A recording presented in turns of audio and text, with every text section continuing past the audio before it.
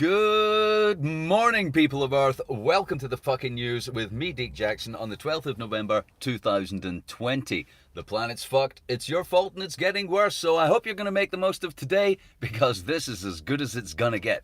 Grab hold, hang on, it's a hell of a ride. Are you ready? Here we go. More vaccine for the coronavirus news. Except it's not news. I mean, news would be informative, wouldn't it? You know, news. Something happened, we're going to tell you all about it. This is this, that's that. That's information. That's the sort of thing journalists and news exist to give us. Except the announcement about the coronavirus vaccine begs more questions than answers. And we'll be coming to some of that.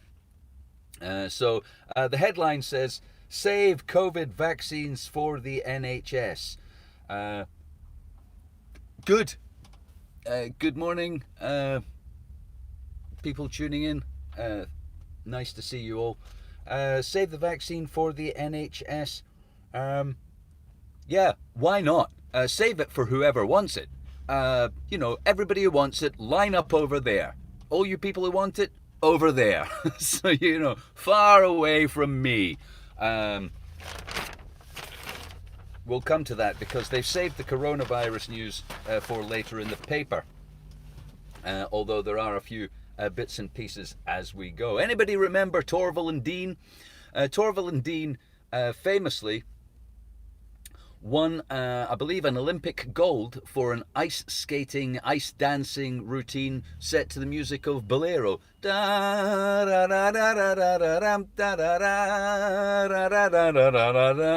Anyone who doesn't know the tune of Bolero, that's a bit of it there. News just in. Torvill and Dean are in Alaska to explore the effects of climate change in a new documentary for television. The one-off documentary, Dancing on Thin Ice with Torvill and Dean, follows the duo on their trip to fulfill their dream of skating outside in nature rather than on an artificial ice rink. Man, they must be 70 by now. Surely they don't need a television company to fly them to Alaska to skate on wild ice. And also, more importantly, don't we have any fucking scientists who can inform us about climate change? You know, no offense, I've said this before, no offense to Greta Thunberg, but are these really the avant-garde, the tip of the spear, the people we're relying upon to lead the fucking way in the fight against climate change? A schoolgirl and some fucking pensioner ice skaters, we need them to bring the news of climate change to the masses? Really? Don't we have cohorts, legions of well-educated, qualified climate scientists to tell us what the fuck is going on? Really? Get these fucking celebrities out of my zeitgeist. Sorry, it's just, that's a personal peak of mine. Really. You know, Greta Thunberg, bless. And, you know, Mr. Attenborough, the octogenarian, you know, hunter, a man whose career began hunting down big game for zoos.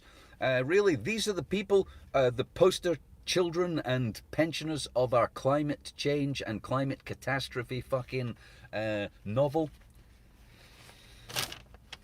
And furthermore, on the subject of, you know, straw men,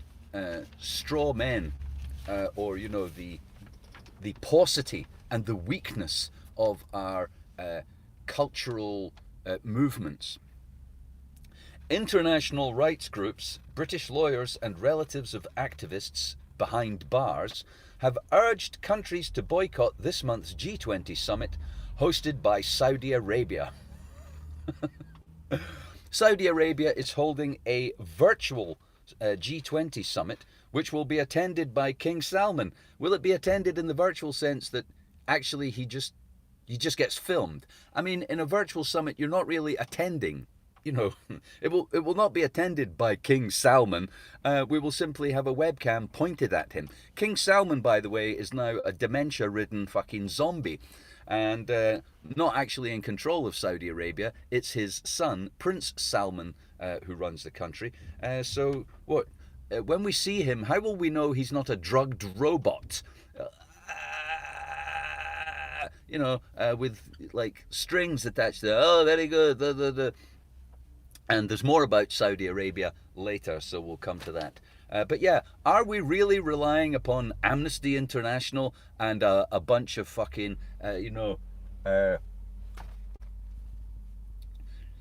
charities? A bunch of woolly, well-meaning, frumpy ex-hippie chicks and, sensitive goth blokes crowdfunding a fucking website to tell us that Saudi Arabia is an evil fucking murdering human rights abuser. Are we really relying upon them? I mean, don't we have newspapers for that kind of thing? Where's the journalism? How come the newspaper's not saying it's disgusting? How come this editorial here, which is full of pish as usual, is not saying outrage sweeps the world as Saudi Arabia, a religious tyrant of moron idiot retards, is hosting allegedly a meeting of the most advanced, the G20, the 20 most advanced nations on earth. Really? And we're going to have it hosted by somebody who believes in such mumbo jumbo, Father Christmas would fucking blush at the shit they believe. Really? People, this is our world. Mumbo jumbo, gobbledygook. Great googly moogly. You couldn't make this shit up. Meanwhile, in other news, coronavirus related, Wales is subject to some of the most extreme lockdown regulations in Britain, which is odd because they've just decommissioned the second largest field hospital ever built in Britain to handle the coronavirus emergency. This is one of the many Nightingale hospitals built to deal with the massive emergency we were going to have with coronavirus, which never transpired, isn't transpiring. There's no massive emergency at all. What is on average a normal amount of people are dying in the United Kingdom as normally die. Now for the last 3 months, compared to last year, actually less people have died. I believe that that might be changing. I haven't checked the Office of National Statistics recently, but it was the case, and I'm still saying it if you want to Google that pish. So Wales doesn't need a giant hospital to deal with the coronavirus. So why lock the people up and forbid them to have parties and visit their mothers? Just doesn't seem to make sense, does it? Just doesn't seem to make sense. And neither does this in the United Kingdom. I'm sure there's some American news later, although you do appear to be in a form of stasis, where Joe Biden is acting like the president-elect, but there's still, there's still a movement to get something in front of the Supreme Court to try and have the alleged election result overturned or changed or pronounced upon. Good luck to that. I believe the establishment's turned their back on Donald Trump and he's yesterday's man. If you'd like to place bets on that, I'll take your money. I will. Because Rupert Murdoch said fuck Donald Trump, and he runs Fox News, who begun cutting away from his speeches, his presser announcements and other things. So yeah, I think he's had it. But place your bets, ladies and gentlemen.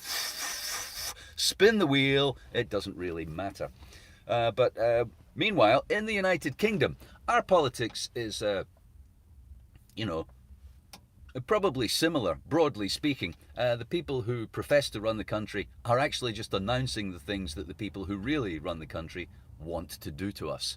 And Boris Johnson's no different in that respect, although he does have, more power than a president. Constitutionally speaking, because in this country, the Prime Minister actually does legislate and completely controls all the legislative processes of the country, if they have a majority, which Boris Johnson does. So, anyway, at number 10 Downing Street, there's chaos and turmoil, it says here. Downing Street was sent into meltdown after Boris Johnson's closest advisor, a man who helped shape his Brexit campaign and his election campaign, resigned after a bit of an argument with Carrie Symonds. Carrie Symonds soon-to-be wife of the Prime Minister, mother of his youngest child, and is badged as his unofficial top advisor. What? What? The Prime Minister of our country, a man who wields vast legislative power, is being advised by a buck-toothed interior designer who sucks his dick. Really? That's our government? I mean, what? This fucking winsome buck-toothed gal is whispering in Boris's ear. I think you should give more priority to the Japanese trade deal than the Indonesian one. Okay, Boris. Also, don't give away the fishing rights to the UK without concessions on fiscal auditing of international monetary transactions. What the fuck is going on? This isn't government. This is fucking some kind of bizarre familial nepotism of Etonian fucking prefecture.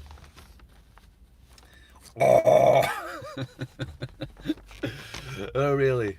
Whatever. Climate protest at cenotaph condemned for bad taste.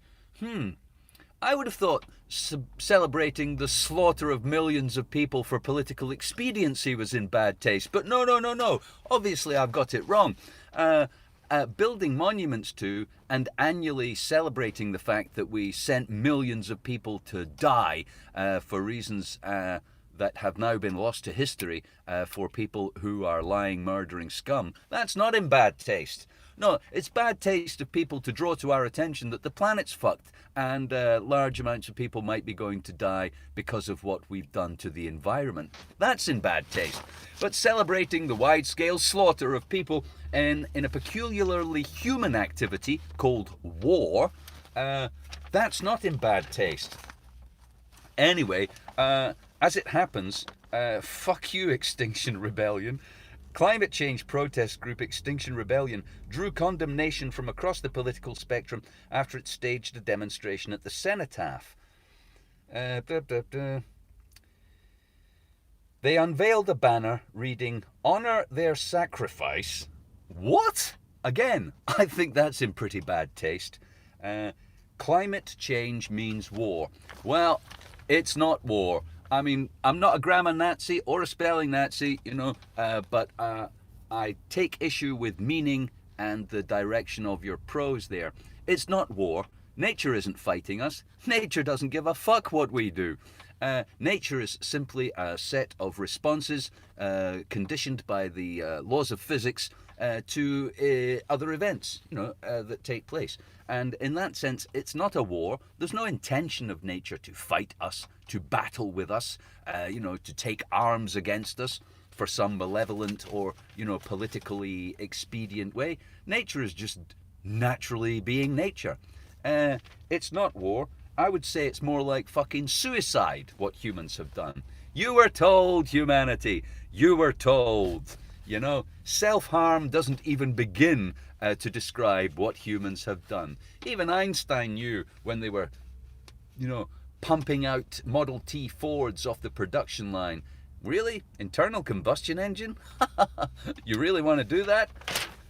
That's over 100 years ago. You knew, humanity. You knew. You're not fighting a war. You're dealing with the consequences of your own stupidity.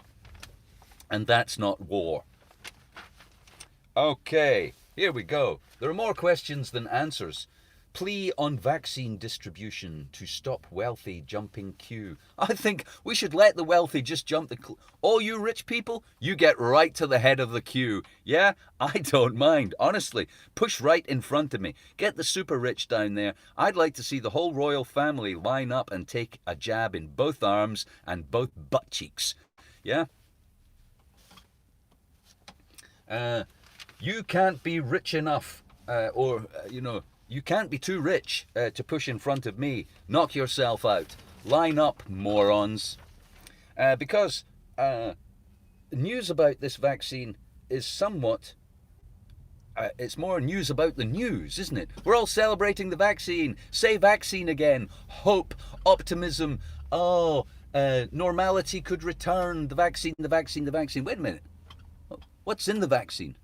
What will the vaccine do? Who will it do it to? What are the details and the figures about the tests that have been conducted on the vaccine? You know, if you're a journalist, make with the information. Don't just write large general headlines and disgorge platitudes about celebrations and the return to normality. What's in the fucking vaccine? Do tell. Okay. And so, in fact, rather than actually give us any information, because the journalists don't have any, they are reduced to simply positing questions, like us, like me. Is 90% a good success rate? DJ Beto, good morning. Is it 90% is actually the question there. It's claimed by Pfizer it's a 90% success rate, but for who? 90% success rate for who? Of what? You know what? It's like saying, yes, the vaccine was successfully injected into 90% of people. What? Yeah. I mean, we've got 100 people and we successfully injected it into 90 of them. That's a 90% success rate, isn't it? Except it's meaningless. It's utterly meaningless as to the efficacy of the vaccine. Likewise, if you inject 5-year-old children with the vaccine, a group that are so not at risk that 0.001% of them might ever suffer any symptoms of coronavirus. And then you say, oh, well, 90% of 5-year-olds had no symptoms after we injected. That's rubbish also. Where's the data, the facts, the figures, the tablature of your demographics, the double blinds, stuff like that. So journalists don't actually have any answers, only more questions. How much immunity does the vaccine offer? Question mark. Good question, because that's supposed to be what a vaccine's for, isn't it? Dr. Penny Ward, visiting professor at pharmaceutical medicine at King's College London, so not somebody who works for Pfizer then, because they're not answering any of these questions, said scientists would need to follow people after inoculation to see how long protection will last. Do we need a scientist to tell us that? Do we have to consult somebody from fucking King's College to find out that if you're claiming it's a vaccine, we'll have to check after you've injected people to see if it works? Duh, Sherlock. So no more information there, just questions. Does the vaccine stop transmission? Good question. Good morning, people tuning in. Does the vaccine stop transmission? The trial has not established whether or not it can stop transmission. Full stop. Wait a minute. Let's go over that again, because that may seem somewhat baffling at first. This vaccine has not shown, and no tests have been conducted, nor data put forward, that show that it stops coronavirus being transmitted. Well, then, the same amount of transmission is going to take place. It's not going to slow down transmitting to anybody, anywhere, at all. If all the vaccine did was prevent you getting ill, then people who hadn't had it could still get ill. And therefore, if it doesn't make you immune, everyone will have to have it. I'm just positing that could become a rationale. That could become, like you might have designed a vaccine that did confer immunity. I mean, other people are working on such a thing. That might be the one that we celebrate having. Hooray! I've had the jag. I'm immune, and I am now not spreading it. I am not contagious. Contagion. Lovely word. Love it. How much will the vaccine cost? Good question. Probably about £40 a dose, comparing it to other vaccines of a similar nature that have been distributed for the influenza. It's really not big cheese. It's not a lot of money. Ideas that people put forward that this is being done to make Bill Gates rich or so-and-so rich. Man, this country alone, Britain, has spent $250 billion mitigating coronavirus. We've fucked our economy for decades. There are hundreds of thousands of unemployed and poverty-stricken people, men, women and children in this country. Businesses going down the toilet left, right and centre. And 250 billion, man, if the vaccine cost 2 billion, it's small change. It really is. The Bank of England printed £150 billion last week just to keep our economy going, just to prop up our economy, just to ensure a future of debt for you, your children, and your children's children. So no, I don't see there being much made of it. And so finally, COVID deaths in the UK exceed 50,000. A grim milestone, same as a bad year of the flu. Same as a bad year of the flu, 50,000. However, if you read on, it then says, it's a grim milestone after another 595 deaths of people who tested positive and died within 28 days. Wait a minute. They didn't necessarily die of coronavirus. We're a highly functioning, technologically advanced society. We've got the machines that go beep, beep. We've got centrifuges and oscilloscopes and laboratories full of people in white coats. Surely we can figure out what killed somebody, even though they tested positive for coronavirus within 28 days of their death. Doesn't mean that that's what killed them. In fact, most people who die with coronavirus are dying of pneumonia, as it used to be called, or respiratory distress. I'm just saying, we could know. We could actually know. We could produce figures that said, yeah, they had coronavirus. Isn't it strange? Don't you think it's strange that we keep hearing about the millions of cases? All right? Every day, the news pumps out this narrative. Another 150,000 cases. More cases. Alan McVicker, good afternoon. More cases, more cases. So what if half the countries actually tests positive for, right, coronavirus, right?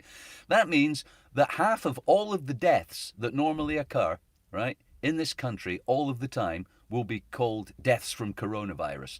You can look forward to, I'll give you a bet, you can look forward to the death figures from coronavirus going up and up and up as the way they call a coronavirus death is expanded to include everyone who ever dies of anything, because we've all got coronavirus.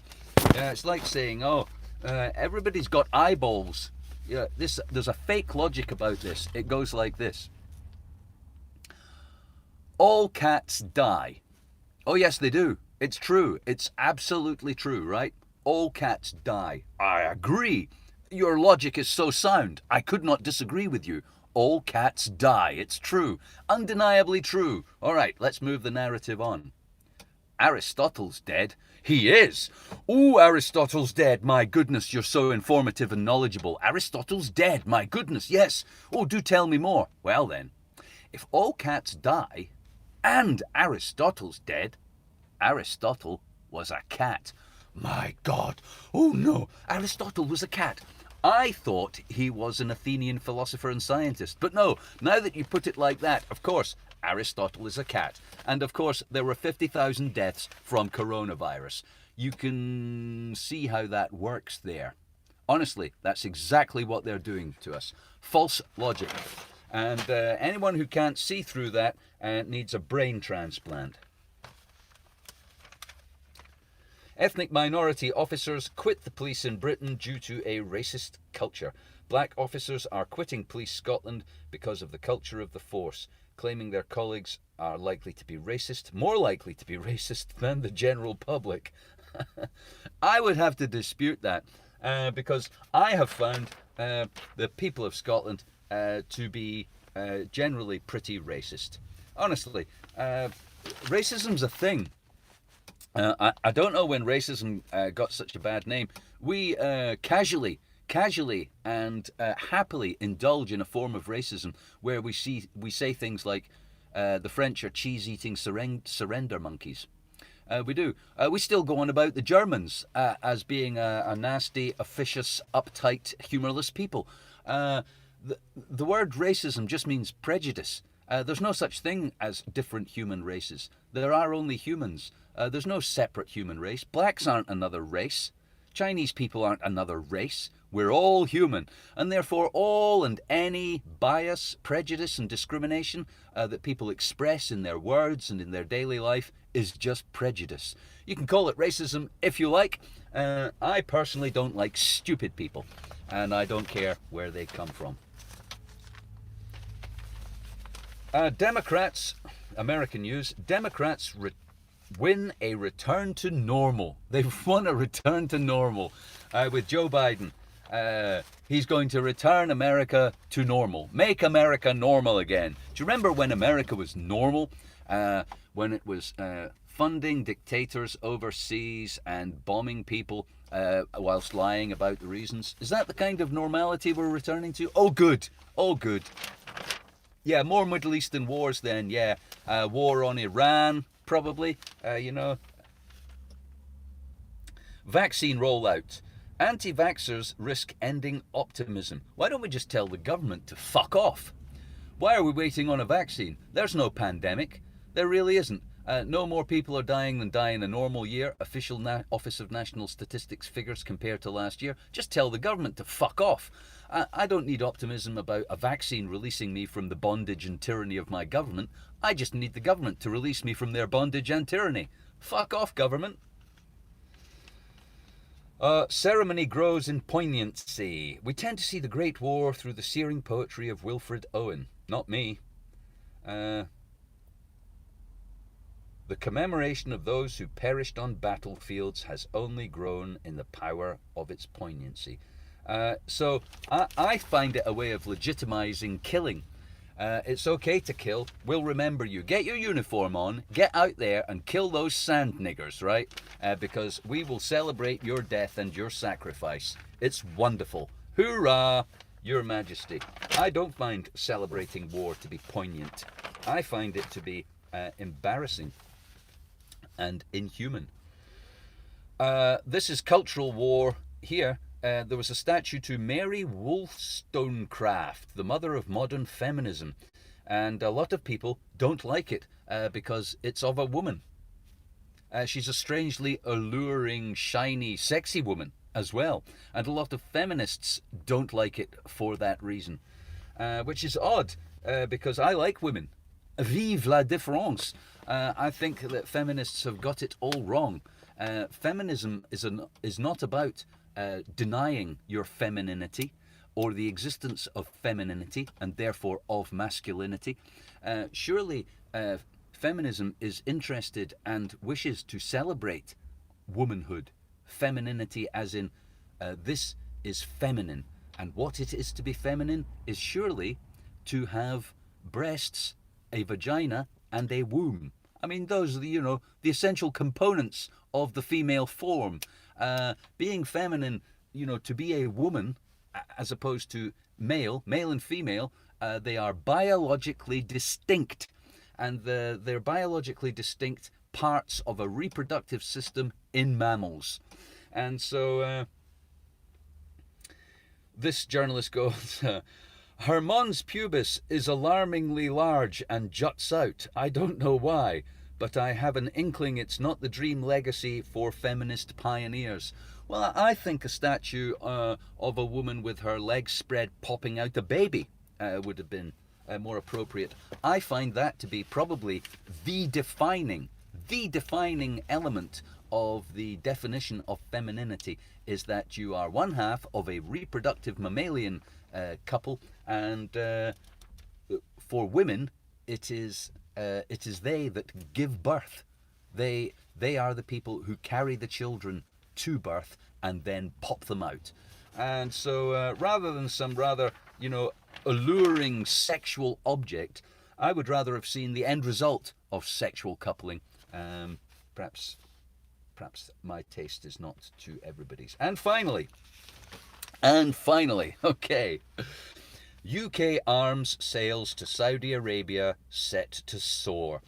Sales of British weaponry and defence equipment to Saudi Arabia will soar as a backlog of hundreds of applications to export arms was cleared after legal problems about them being used in human rights abuses in the Yemen. All right, because Saudi Arabia is at war with Yemen, where they're killing unarmed men, women and children on a daily basis with guns and bombs. We sold them. However, the legal process declared that A court-ordered review found there was no evidence of systematic, interesting word, systematic use of British weaponry by Saudi forces in the breach of human rights laws in the ongoing conflict in Yemen. Now that's a whole mouthful of shit there, isn't it? Systematic breach of human rights laws, ongoing conflict. The fact is, we sell them the bombs, they drop on people. It's pretty clear cut. It's pretty clear and dry. They are dropping bombs, we make them, we sell them to them. That's what we do. Bear in mind, people, Britain last week went on the highest terrorist alert possible after Muslims beheaded someone in France and killed some people in Vienna. We're on the highest terrorist alert possible in this country because we suspect and or fear that crazy religious people, Muslims, are going to commit acts of terror and kill people in this country. Whilst simultaneously, we're planning to arm the very headquarters, the very seat, the very birthplace of that crazy mumbo jumbo. Are you shitting me? Does anybody else think this is a madness beyond compare? No wonder there's mental illness in this country. If you can square this in your mind, oh, it's okay, I'm at the highest terrorist possible, I must watch out for terrorism, and honestly, let's imagine there's a disturbed, psychopathic, wife-beating killer, right?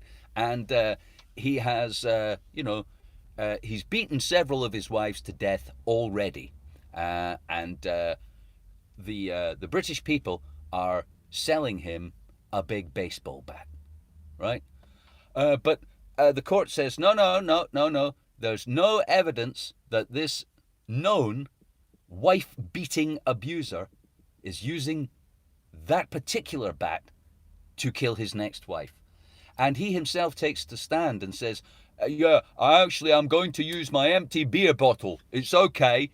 You can sell me the baseball bat. I only use that to threaten a postman. I'm actually going to beat my wife to death with my empty beer bottle. What? Yeah. So that's fine then. Let him have the bat, and we'll all stand back and watch as he beats his wife to a bloody pulp on the floor on Saturday night. And then we'll say, but he didn't do it with our baseball bat. And at the end of the day, mate, if we didn't sell him a baseball bat, somebody else would have sold him a baseball bat. And the jobs involved in producing baseball bats in Britain, those are important jobs for the communities and families involved. So it's all right and proper.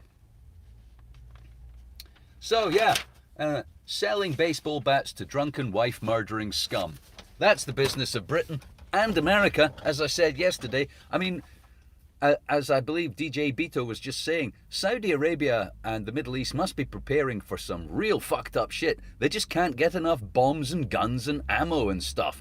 You have to wonder what they're preparing for. In this country, when we were threatened with a lockdown, we ran out and bought loads of toilet paper because apparently we were planning to shit ourselves over something. What's Saudi Arabia planning? Stocking up on bombs and planes and artillery and rockets and cattle prods and sniper rifles and handcuffs. That's going to be fun. Stay tuned. I can barely wait. So I'm off to have a busk. I hope you have a really good day, because today is as good as it gets, and there may not be another day quite as good as this. So get stuck in. I'll see you tomorrow. Goodbye. Have fun.